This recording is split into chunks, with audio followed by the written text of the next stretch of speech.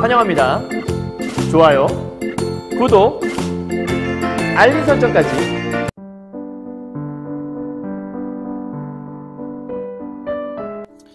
안녕하세요. 경화여고 1학년 학생 여러분, 그리고 전국에서 EBS 올림포스 국어로 비문학을 공부하시는 학생 여러분 만나서 반갑습니다. 선생님은 세계 최강 국어쌤 조인수 선생님입니다. 자, 선생님이 오늘 강의를 찍게 된 거는 일단 경화여고 학생들 위한 강의는 이제 거의 다 찍어 놓은 상태고요. 오늘은 유튜브에서 이제 1학년인지 2학년인지 잘 모르겠지만 이 올림포스 국어 교재를 가지고서 이제 공부하는 와중에 저작권 관련된 지문이 있어요. 이제 그 지문 관련해서 강의를 찍어달라고 요청이 와서 사실은 좀 전에 들어왔었는데 일주일도 좀 전에 들어왔던 것 같은데 선생님이 이제 시험 문제 출제하고 이런저런 좀 강의를 준비하느라고 그동안 못하고 있다가 오늘 이제 이번 주 조금 시간이 나서 이제 찍게 됐습니다. 일단 첫 번째 오늘 함께 하게 될 지문 제목은 이렇게 돼 있어요. 저작권의 개념. 그래서 아마 올림포스 국어 교재에서 138페이지 정도에 있는 걸로 알고 있거든요. 그래서 여기에서 지문 자체는 크게 어렵지 않은데 이제 무엇을 공부해야 하고 어떻게 정리해야 될지 모르는 친구인 것 같아서 아니면 이미 다 공부했지만 한 번 더 정리하는 차원에서 공부하려고 하는 것 같아서 만약에 시험 낸다면 이런 것들 낼 수 있다. 그래서 정리할 때는 이렇게 정리하면 된다라고 이제 하나 알려드리도록 할 거니까 경화여고 학생들도 비문학 공부하실 때 이런 방식 공부하시면 나쁘지 않을 것 같아요. 그럼 일단 먼저 비문학은 선생님이 늘 얘기하지만 뭐부터 보자고 얘기했냐면 항상 문제부터 보자고 얘기했었죠. 그죠? 문제부터 확인하고 들어갈 거예요. 자, 지문은 이렇게 돼 있고요. 문제 확인해 보시면 1번 문제 이렇게 돼 있습니다. 윗글의 내용과 일치하지 않는 것은 무엇입니까? 보통 우리가 학교 시험에서도 그렇고요. 모의고사에서 항상 이 독서 지문에서, 즉 비문화 지문에서는 빼먹지 않고 나오는 것이 바로 이런 문제 형태죠. 우리가 사실 확인 문제, 일치, 불일치 문제라고 선생님이 늘 말씀드리고 있는데 자, 이렇게 1번, 2번, 3번, 4번, 5번 선생님 목소리가 좀 가갑고 감기 때문에 살짝 좀 갔는데 양해하고 들어주세요. 일단 이렇게 5개 읽으면서 그냥 무작정 글을 읽지 마시고 문제를 푸는 거라면 단순하게 지문을 공부하는 거라면 지문 공부 바로 하셔도 되는데 문제를 풀기 위해서 지문을 공부하시는 거라면 문제를 먼저 확인하시고 내가 어떠한 내용들을 읽어야겠다 정도는 체크하고 넘어가면 좋을 것 같아요. 자, 1번 보죠. 특허나 상표, 실용신안 등은 무엇인지 정확히 몰라도 돼요. 무체재산권에 해당된다. 그러니까 무체재산권이란 말이 보면 어딘가에 나온단 말이죠. 그러니까 이게 핵심어란 거를 체크해내셔야 되고요. 두 번째, 지적재산권이라는 개념 안에 저작권이라는 개념이 포함된다. 그러면 지적재산권과 저작권 나왔을 때 관계 설정이 보면 어딘가에 돼 있을 거니까 체크해보고요. 다시 세 번째, 저작권료는 창작을 위한 지적 노동에 대한 임금이라 할 수 있다. 그럼 저작권료라는 말 나왔을 때 와서 확인해 보셔야 되고요. 네 번째, 제작에 상당한 투자가 이루어진 데이터베이스는 저작권 보호의 대상이 된다. 그러면 데이터베이스도 저작권 보호의 대상이 되는지 확인해 보셔야 되고 다섯 번째, 저작물을 해석하거나 전달하는 활동에 대해서는 권리를 인정해 주지 않는다. 그러면 저작물을 창작하는 게 아니라 뭐 해석하거나 전달하는 것들은 권리 인정이 안 되나? 이런 것들이 보면 어딘가에 나와 있다는 얘기죠. 그래서 이 5가지 간단하게 읽어보시면서 꼼꼼하게 읽지 않아도 돼요. 이 5가지는 문제를 많이 풀어보신 분들이나 이런 비문학 공부를 해보신 분들은 알 텐데 1, 2, 3, 4, 5번에서 핵심이 된 단어들이 보일 거예요. 예를 들면 무체재산권, 지적재산권, 저작권료, 데이터베이스, 저작물 해석, 전달 이런 말들을 좀 체크해 놓았다가 요 정도 지금 138페이지에 있는 요 저작권의 개념 지문 정도는 다 읽고 나서 문제를 풀어도 충분해요. 물론 최근의 경향에 모의고사에 나오고 있는 지문들은 좀 길어지고 복잡하지만 요 정도의 지문은 머릿속에 한 번에 집어넣을 수 있다. 그러니까 굳이 바로바로 문제 푸는 것보단 다 읽고 문제 풀어도 충분할 것 같다는 생각이 들어요. 자, 그리고 2번 문제는 뭐가 있냐면 SQ3R이라고 하는 이 독서 읽는 방법인데 전문적인 읽기 방법이라고 돼 있어서 사실은 문제에 출제되지 않을 것 같긴 하지만 지문과는 크게 관계가 없어서 일단 어떻게 푸는지 간단히 말씀드릴 거고 그 다음에 이제 지문 분석하는 법, 지문 어떻게 읽어야 되는지 일단 키워드 잡아 드릴 거예요. 그러니까 아직 본문 안 읽었으면 잠깐 스탑 해놓으시고요. 스탑했죠. 자, 지문 먼저 읽고요. 그 다음에 지문 읽었다면 선생님이 보여준 요 5가지, 요 5가지를 본문 속에 파악해냈는지 체크해 보시면 돼요. 첫 번째, 저작권의 개념을 내가 읽어냈는지. 두 번째, 저작권과 지적재산권의 관계를 읽어냈는지. 세 번째, 저작권의 두 종류를 내가 발견했는지. 네 번째, 저작권 보호가 필요한 이유는 무엇인지 하나, 두 개가 나와 있거든요. 그래서 이렇게 5개로 정리할 수 있으면 내가 본문은 좀 꼼꼼하게 잘 읽었구나라고 생각하시면 되고요. 혹시라도 내가 놓친 게 있다 그러면 여러분이 다시 한번 읽어보시면서 점검해 보시면 될 것 같아요.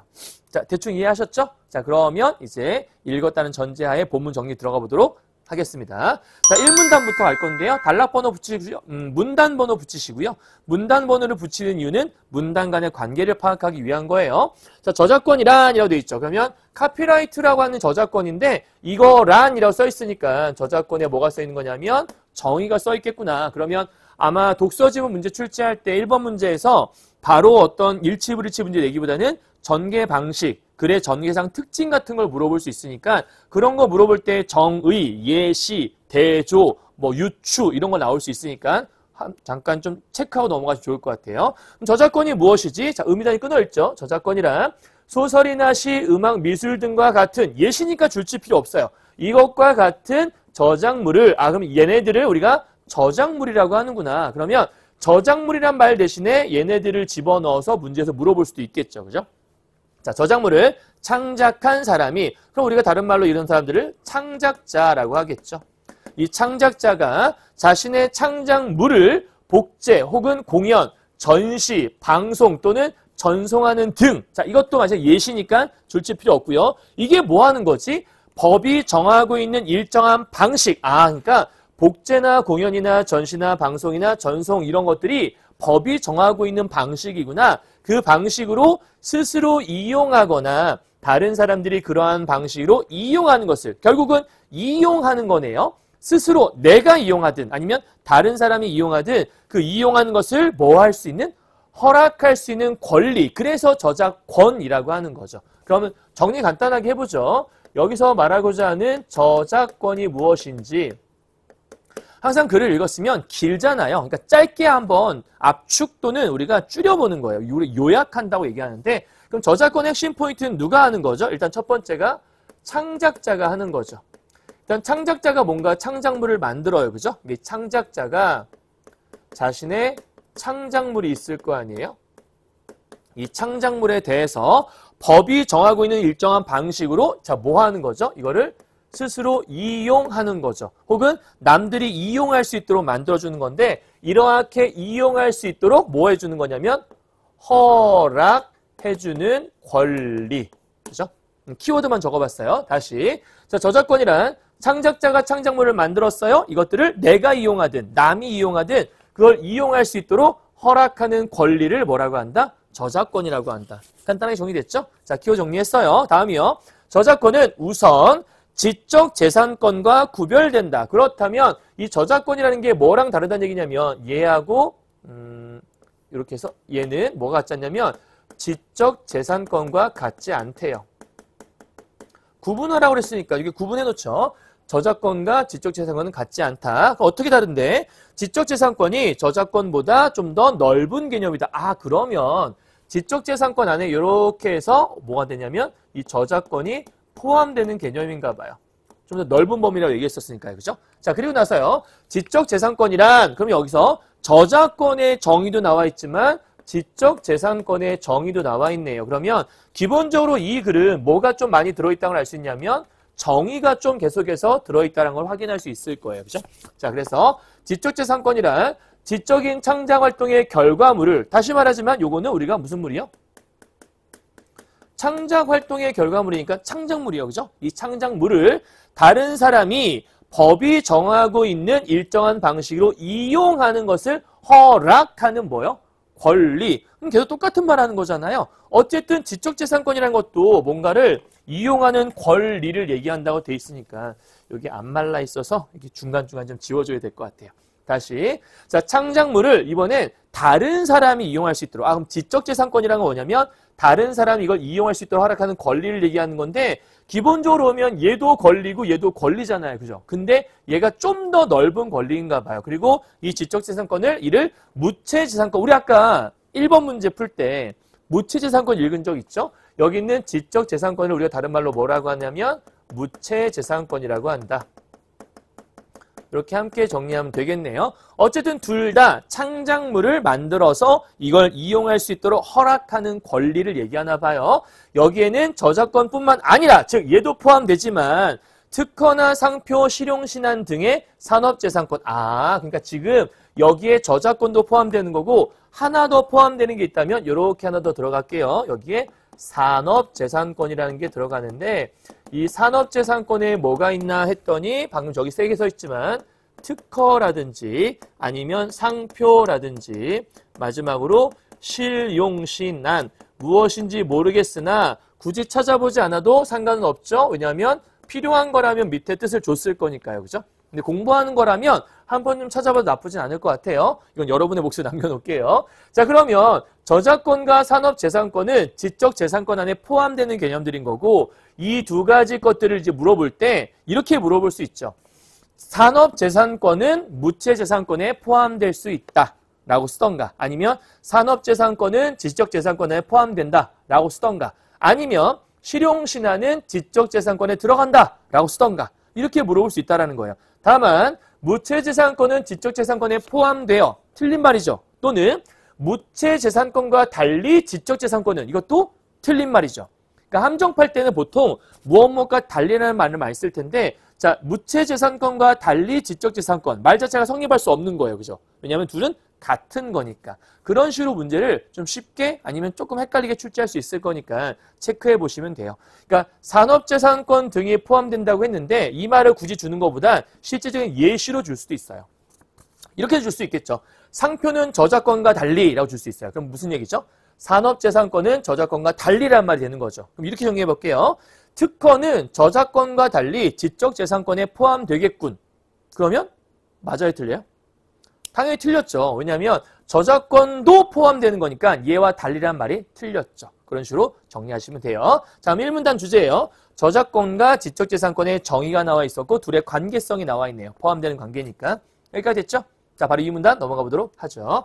자, 저작권은 좁은 의미에서 저작권과 저작 인접권으로 나눌 수 있다. 그러면 나눈다란 얘기는 저작권 안에 요 저작권 이렇게 두 개를 분류해서 설명할 수 있나 봐요. 뭐 종류 정도 생각하면 되지 않을까 싶네요. 그러면 요까지 얘기했었고 이제는 두 번째 쭉 끊어볼게요. 이제는 뭐 얘기할 거냐면 저작권의 두 종류에 대해서 얘기할 거예요.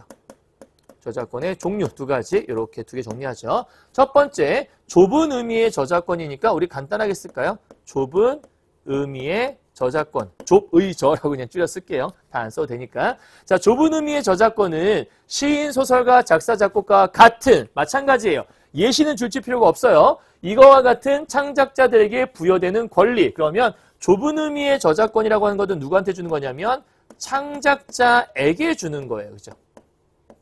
창작자에게 주는 저작권. 두 번째, 저작 인접권. 자, 인접이라고 하는 건 근처에 가까이 붙어 있다 이런 뜻이잖아요. 그러니까 아마 해당자는 아닐 거야. 창작한 사람이 아니라 그 저작물을 해석하거나 전달하는 사람들. 그럼 두 가지가 포인트네요.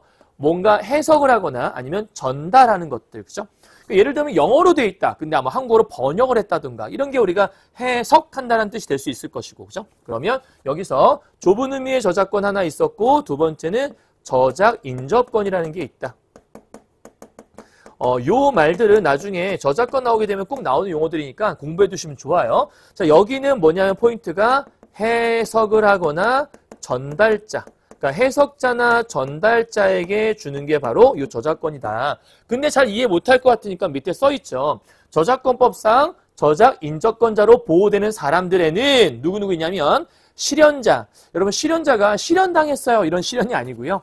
실제로 보여준다 이런 뜻이에요. 뭐 예를 든다면 뭐 노래에 어떤 저작권이 있다면 그 노래를 부르는 가수가 실연자가 되겠죠. 또는 가수 말고 뭐 이걸 연주하는 사람, 연주자들도 실현자가 될 수 있을 거예요. 뭐 연기로 따진다면 어떤 작품이 있다? 그럼 배우들도 실현자가 될 수 있겠죠. 자, 그렇다면 여기에 저작 인접권자에 들어갈 수 있는 사람들은 누구 있나 봤더니 예를 들어서 실연자가 있고 그 다음에 음반 제작자가 있고 여러분 책에는 얘와 관련된 문제가 없을 수도 있지만 나중에 실제 학교에서 시험 문제 출제할 때에는 얘네들을 가지고서 문제를 물어볼 수도 있으니까 예를 들면 실현자는 좁은 의미의 저작권을 가지고 있다 이러면 틀린 거죠. 왜냐하면 얘는 저작 인접권을 갖고 있는 거니까 그래서 예시는 정리하는 게 좋아요. 자, 그리고 최근에는 비록 창작성이 없더라도 그 제작과 갱신 등의 상당한 투자가 이루어진, 자, 투자가 이루어졌어요. 그러면 그만큼의 돈이 부여된 거잖아요. 그러니까 돈을 썼다라는 건 그만큼의 대가를 치렀다는 얘기니까 대가를 치르면 그만큼 뭔가 얻어낼 수 있잖아요. 이제 그런 것들을 얘기한다고 생각하시면 돼서 상당한 투자가 이루어진 데이터베이스에 대해서도 독자적인 보호, 그러면 데이터베이스도 무슨 권이 생기는 거냐면 저작권이 있다라는 거죠. 그러니까 여기 나와 있는 창작자, 그러니까 사람 외에 또 뭐도 있냐면 여기다 하나 더 쓸게. 데이터베이스도. 이 데이터베이스도 무슨 권을 줄 수 있냐면 저작권을 부여할 수 있다. 그러니까 여러분이 잘 기억하셔야 돼요. 이 저작권이라고 하는 건 사람에게만, 즉 여기 나와 있는 창작자나 아니면 여기는 실현자, 음반 제작자, 방송 사업자처럼 사람들에게만 주는 게 아니라 데이터베이스도 저작권이 부여되어서 보호받을 수 있다라고 하는 거예요. 근데 이 데이터베이스의 특징은 상당한 투자가 이루어진다라는 조건이 깔려 있으니까 그냥 데이터베이스가 아니라 이러한 데이터베이스라고 적어야 더 정확할 수 있겠죠. 이해하셨죠? 자, 이 문단 주제예요. 저작권의 두 종류가 있다. 첫 번째는 좁은 의미의 저작권, 두 번째는 저작 인접권이 있다라고 정리하시면 깔끔하게 정리가 됐네요. 됐나요? 자, 이제 세 번째 단락 넘어가 보도록 하죠. 세 번째 문단이에요. 자, 저작권의 보호와 관련해서 스튜어트, 자, 이제 사람 이름 나왔잖아요. 사람 이름 나오게 되면 간단하게 동그라미 이렇게 쳐놓고 시작하셔도 좋습니다. 안 쳐도 관계가 없는데 나중에 문제를 물어볼 때 스튜어트를 물어보게 되면 얼른 요걸 찾아서 올 수 있도록 약간 이제 표시를 해두는 거죠. 쉽게 찾기 위해서. 자, 스튜어트는 뭐 했냐면 저작권의 보호에 대한 얘기를 한 거예요. 자, 그럼 이제부터는 이렇게 또 끊어볼게요. 이제는 뭐 얘기할 거냐면 저작권 보호에 대한 얘기를 한다라는 거죠. 그러니까 이 글은 되게 체계 있게 되어 있는데 첫 번째는 저작권의 정의가 나와 있고 그 저작권의 정의 이후에 지적재산권과의 관계가 써 있어요. 두 번째는 그 저작권의 종류들이 두 개가 나열되어 있어요. 마지막에서는 그 저작권의 보호에 대해서. 그럼 저작권 보호 뭐 얘기할 거냐? 뒤에 보죠. 저작권을 보호하는 것은 자연적 정의의 원리에 부합하는 것이라고 말했다. 그러면 저작권을 보호하게 되면 이러이러한 것들이 생긴다라는 거잖아요. 그럼 왜 저작권을 보호해야 되는 거예요? 자연적 정의의 원리에 부합하니까. 그러면 여기서 자연적 정의의 원리에 부합한다는 것들은 이 저작권을 보호하는 이유가 되겠죠. 또는 보호해야 될 필요성이라고 볼 수 있어요. 따라서 저작권을 보호해야 되는 그 이유에 대해서 설명을 하고 있는 건데 여기서는 첫 번째 얘기를 하고 있다고 보시면 될 것 같아요. 첫 번째가 자연적 뭐죠? 정의의 원리에 부합하니까. 그럼 자연적 정의의 원리라는 게 무엇인데 자연스러운 정의잖아요. 자, 밑에 보죠. 저작자는 그의 인격의 표현물인 저작물의 창작자. 그쵸? 저작자가 누구예요? 창작한 사람이니까. 그러니까 얘하고 얘는 동격이죠. 마땅히 그의 저작물을 출판할 것인지의 여부와 방법을 결정할 수 있어야 한다. 당연한 거 아니겠어요? 왜냐면 자기가 만들었으니까 만든 것에 대한 방법이나 아니면 이거 출판할 거야? 그것도 결정할 수 있어야겠죠. 그러니까 이것은 누가 할 수 있는 거냐면 저작자의 권리죠. 이거는 저작자의 권리라고 볼 수 있는 것들이고 또 하나 그의 지적인 창작물이 침해되거나 훼손되는 것을 막을 수 있어야 돼. 이것도 저작자가 가질 수 있는 권리 중에 하나죠. 내 거 아무도 못 건드려! 라고 내 거를 막을 수 있는 권리가 있어야 돼. 그렇게 막을 수 있어야 되는 건 왜 그런 거죠? 그 모든 것들이 놓치면 안 돼요. 여기서 이거를 내가 출판할 것인지 여부를 결정하는 것, 그리고 창작물이 침해되거나 훼손되는 걸 막는 것, 이것들이 전부 다 뭐예요? 저 위에서 얘기했던 자연적 정의의 원리의 사례들인 거죠. 그러니까 자연적 정의의 원리라는 건 뭐야? 내가 만든 것은 내가 보호할 수 있어야 돼. 내가 만든 것을 내가 출간할 수 있어야 돼. 이게 자연적인 정의라는 거예요. 그러니까 내가 만들었는데 내가 만든 거를 남이 출간하거나 내가 만든 건데 내가 사용할 권리를 막 훼손되는데 내가 막을 힘이 없어. 이건 너무나도 정의롭지 못한 거잖아요. 그죠? 그러니까 지금 현재 이 자연적 정의의 원리에 부합하는 첫 번째, 출간 여부를 내가 선택하는 것들이라든지 아니면 침해되거나 훼손되는 걸 막을 수 있는 것들은 전부 다 이 자연적 정의의 원리에 이렇게 해당되는 거라고 보시면 돼요. 어떤 구조인지만 아시면 되겠죠. 자, 저작자는 다른 노동자와 마찬가지로 자, 노동자의 특징은 뭐죠? 노동을 하면 그거에 대한 대가를 받죠. 그의 노력에 대한 대가를 받을 자격. 그러니까 이 대가를 받는 것 또한 마찬가지로 자연적 정의의 하나의 예시가 될 수 있어요. 그죠? 그러니까 자연적 정의의 원리에 부합한다는 건 무슨 얘기야? 내가 열심히 노력했으니 거기에 대한 대가를 받아야지. 이런 거 얘기하는 거죠. 그러면 노력에 대한 대가를 받을 자격이 있는 것도 당연히 저작자의 권리가 될 수 있는 거죠.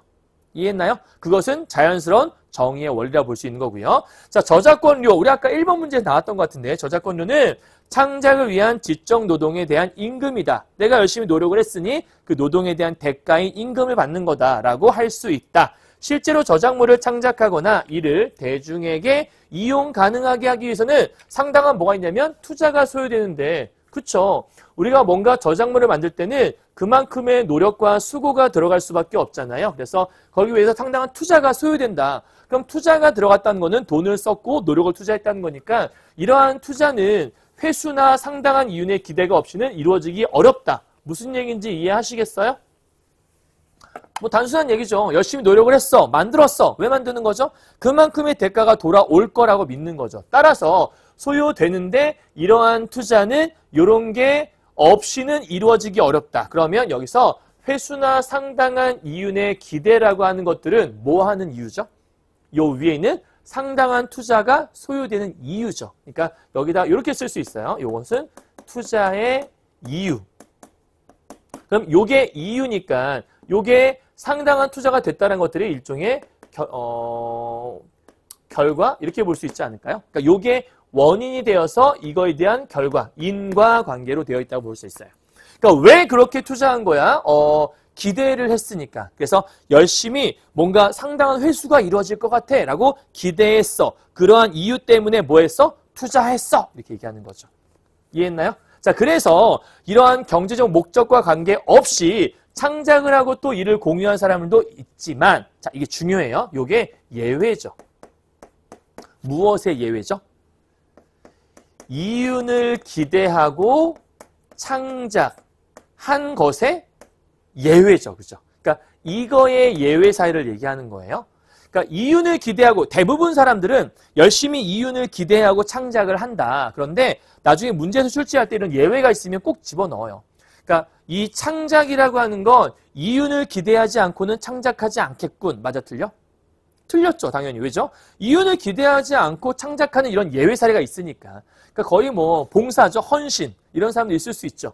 뭔가 막 경제적인 목적 때문에 하는 게 아니라 그냥 즐거워서 뭔가 만들어서 공유하는 사람도 있을 거란 얘기예요. 근데 있지만 사회적으로 가치 있는 저작물의 대부분, 그러니까 가치 있는 저작물, 저작권들의 대부분은 이를 직업으로 하는 사람들에 의해 창작돼요. 그럼 직업이라고 하는 거 우리가 노동과 동일시되는 말이니까 직업이면 돈을 벌기 위해 노동을 하는 거잖아요. 따라서 직업으로 하는 사람들이 창작됐다라면 이 사람들은 뭘 기대했을까?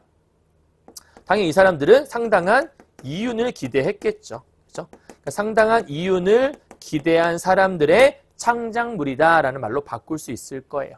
자, 따라서 자연적 정의의 원리에 부합하기 때문에 왜? 만든 사람이 뭔가를 가져가는 게 당연한 거니까.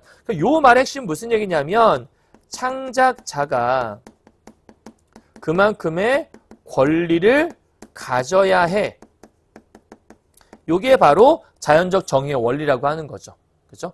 그러니까 내가 만들었으니 내가 출간할 권리가 있어. 내가 만들었으니 이걸 훼손할 걸 내가 막을 권리도 있어. 내가 만들었으니까 정당한 노동의 대가도 받아야 돼. 이게 바로 자연적 정의의 원리라고 얘기할 수 있는 것들. 창작자가 자신의 권리를 챙겨갈 수 있다. 이런 거 얘기하는 거죠. 그래서 여기까지 주제는 뭐냐면 저작권 보호가 필요한 이유. 첫 번째죠. 뭐죠? 자연적 정의의 원리에 부합하니까 그래서 저작권 보호가 필요해라고 얘기하는 거예요. 됐죠? 자, 이제 마지막 4문단이에요. 자, 무엇보다 저작권 보호는 문화적 발전을 위해 필요하다. 무엇을 위해 필요하다고 얘기했으니까 저작권 보호가 필요한 두 번째 이유가 나와 있는 거죠. 두 번째 이유가 뭐죠? 일단 2번이라고 쓸까요? 두 번째는 문화적 발전을 위해서. 그죠? 그렇죠. 저작권은 왜 자꾸 보호를 해야 되는 거야? 문화적인 발전을 위해서 하는 거야. 이거를 위해서 한다. 이렇게 얘기하는 거죠. 좀 쉽게 먼저 설명을 해주면 우리가 저작권을 보호해주지 않으면 사람들은 자신의 이익을 보장받을 수가 없잖아요. 그러면 여러분 생각해봐요. 여러분이 저작물을 창작한 사람인데 열심히 만들었는데 그만한 대가가 돌아오지 않아. 그럼 내가 열심히 뭘 만들겠어요? 만들어봤자 이익도 안 되는데 뭐가 만들겠어요. 물론 아까 예외적인 사람도 있었겠지만 그럼 안 만들 거란 말이에요. 그럼 안 만들면 당연히 문화적인 발전을 이룰 수가 없죠. 사람들이 창작을 안 하게 되니까. 그러니까 저작권을 보호해줘야 아 내가 뭔가를 만들면 보호를 받을 수 있겠구나. 그럼 마음껏 창작해야지 이게 되지 않을까요? 자 그래서 밑에 창작자들에 의해 생산된 저작물은 국가의 중요한 자산이 된다. 그쵸.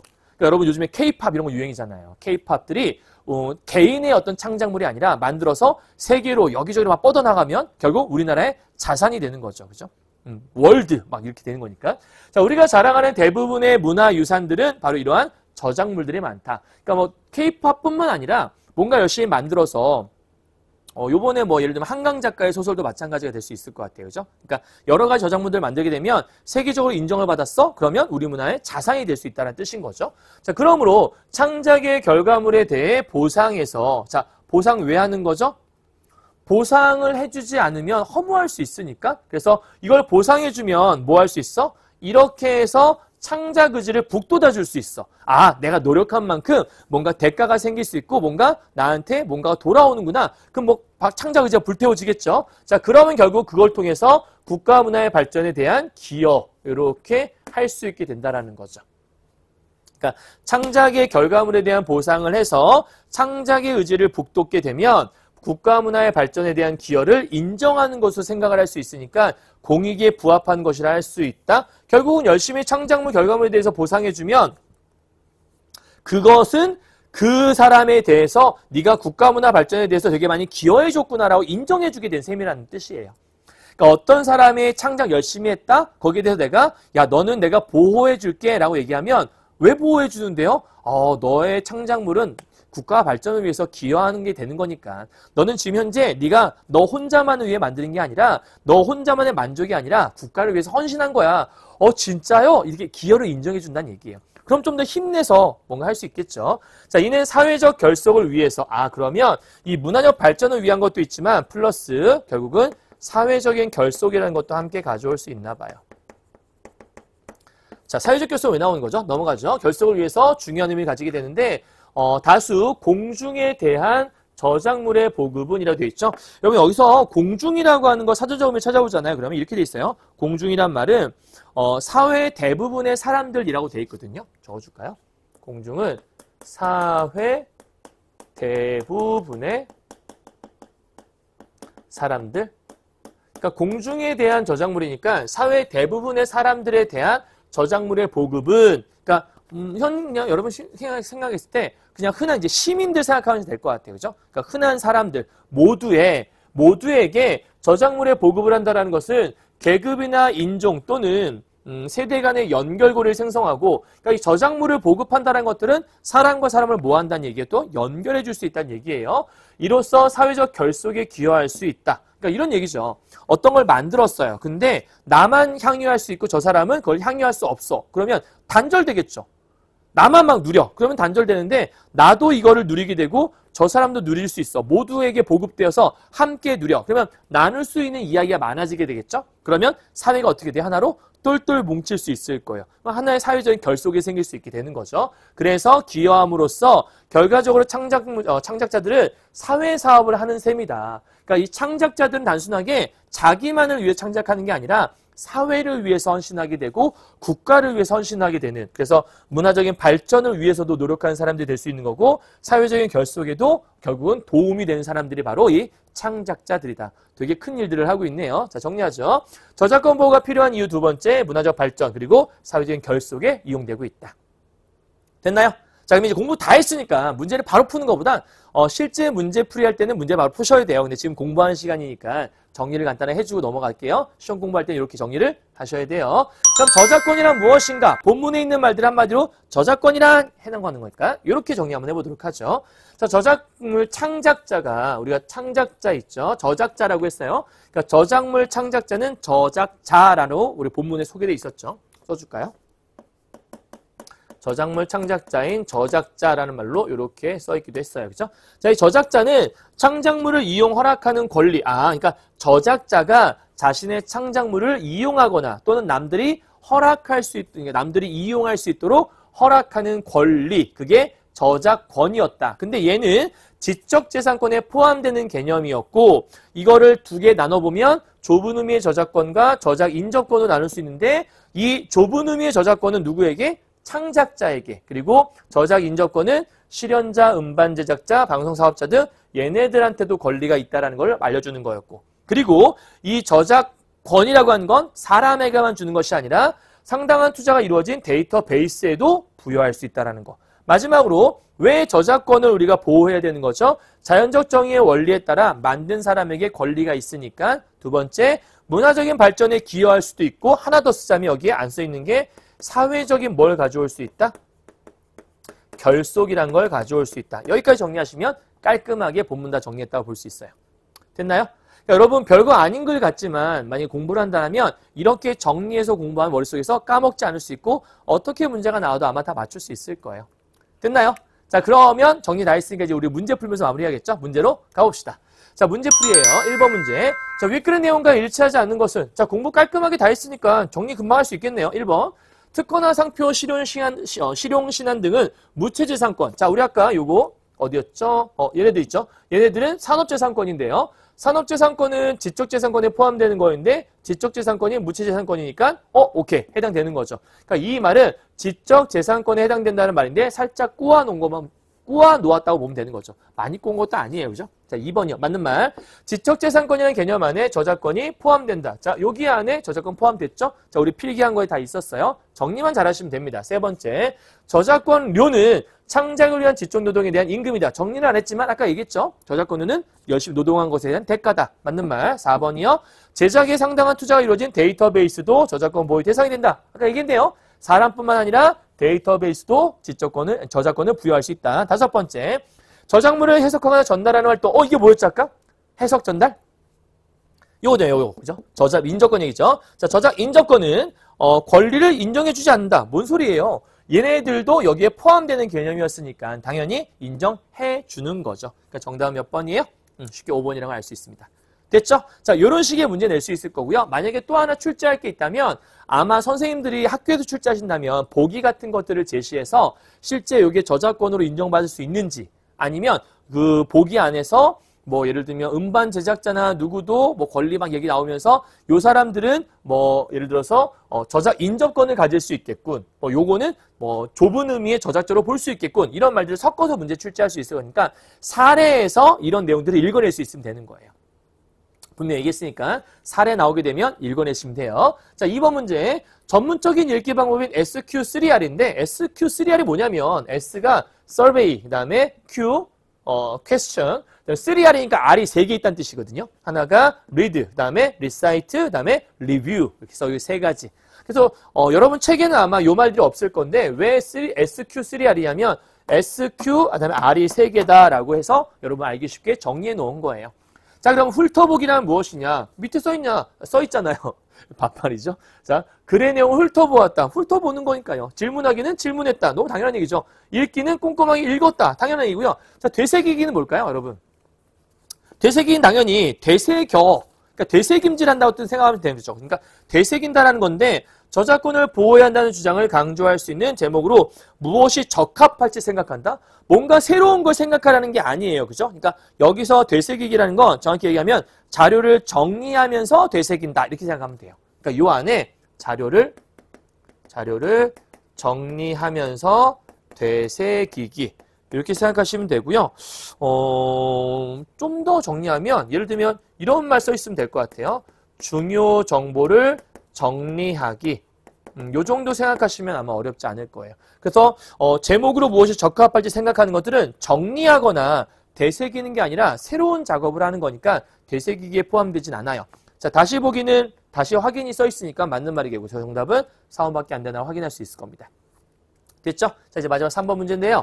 자, 요거는 약간 그 서술형 문제처럼 나와 있는 거죠. 근데 사실 그렇게 어렵진 않습니다.